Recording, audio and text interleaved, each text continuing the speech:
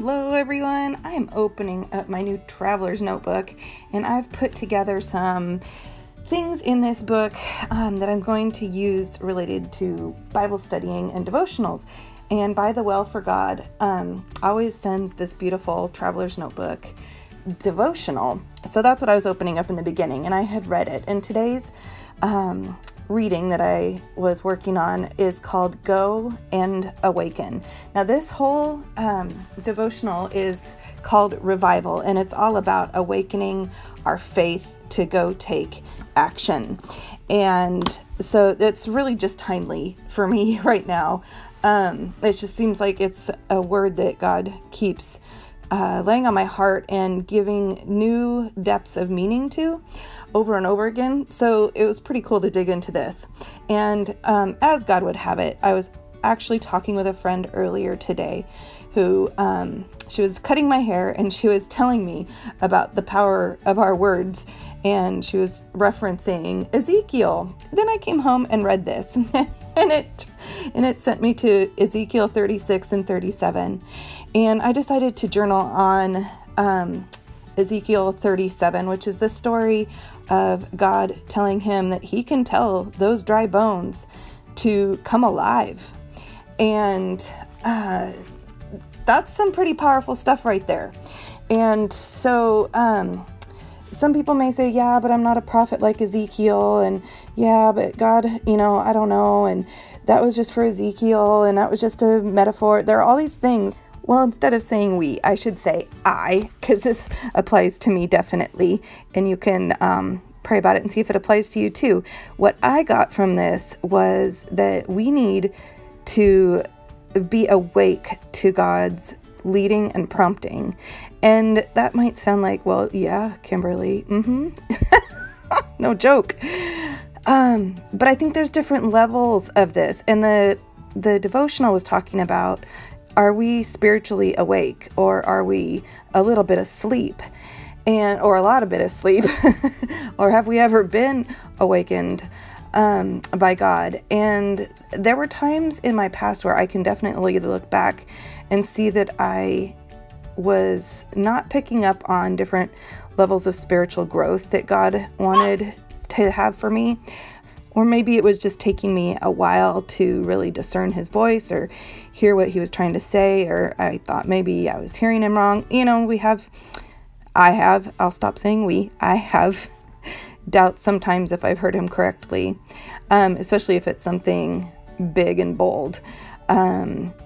So this though, it's pretty big and bold for God to take Ezekiel off into this place and show him that through his power, he can command those dry bones to life. And those dry bones came alive. Now, those dry bones can be a metaphor for people who are kind of spiritually asleep, not paying attention, not keeping their eyes open for what's going on. And I definitely want to be a person that God can trust with my faith, that I will be awake, that I will be alert to what's going on and where he would want to use me. And so this verse really just kind of brought it to a whole new level, or this chapter, especially after talking with my friend today and talking about just the importance of being spiritually awake, listening to God, knowing where he's leading us, and then being bold enough to say, okay, you said I can tell these dry bones to get up. Get up.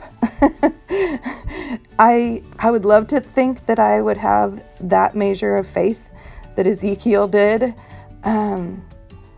And look at the tremendous miracle that he got to witness, and the tremendous gift he got to give to the Israelites because he obeyed and he saw God in action. He saw a miracle happen right before his eyes. So there's some pretty great stuff, not just for others, but for our own selves in our walk of faith.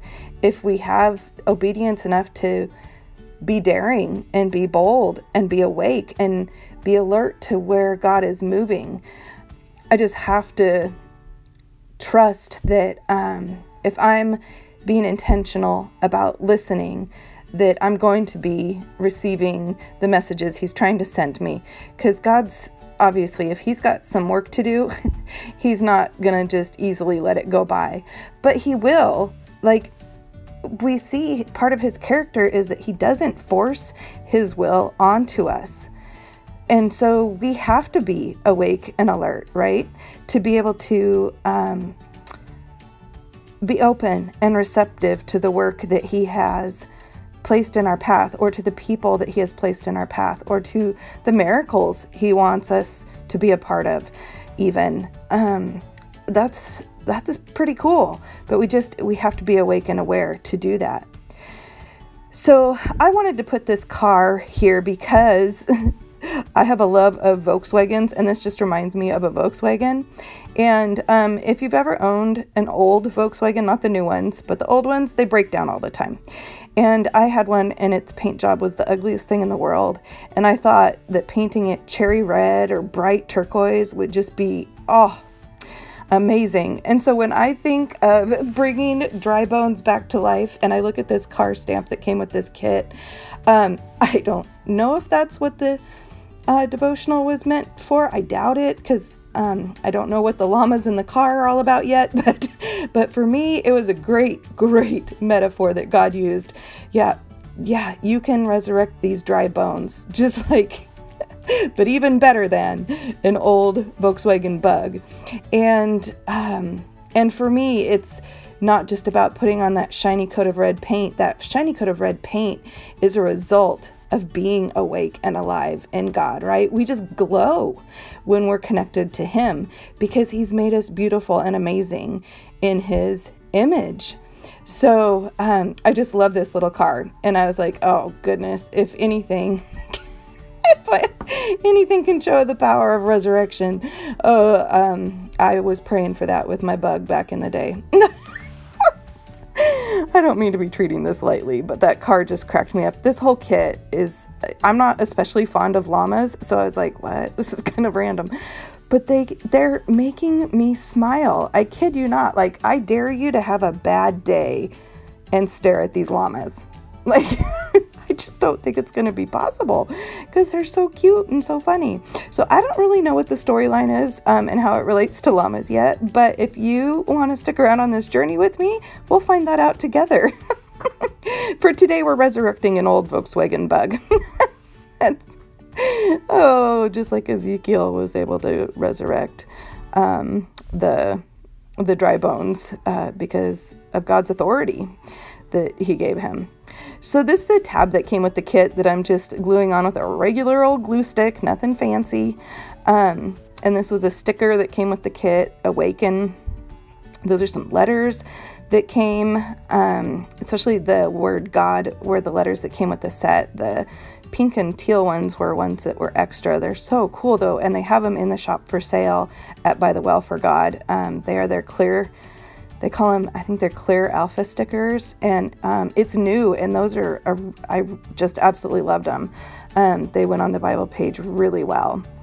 So here I'm just writing a prayer that asking God to forgive me for the times when I've been spiritually asleep or had a lack of faith and wasn't willing, able, whatever, to heed his call, and that I just re-pledge my heart to be wholly devoted to him, mind, soul, and body, to be able to be awake, to be able to participate in his work in this world, to be able to be available when he calls. That's truly the longing of my heart. And so while I work on him to help me work up the bravery that Ezekiel had, I'm just grateful for God's patience and that he's willing to just take a willing heart. So that's where I'm kind of camping out today, is just giving him my willing heart. Again, this kit's called Revival. Here's a final look at the page that I put together and the little prayer I wrote, and my funny Volkswagen shiny red car that's been resurrected. I hope this was inspiring for you, and if it was, I hope you'll stick around. We have a lot of fun around here on this channel, and I'd just love to have you stay. So I guess I will see you guys again soon with another video. Bye.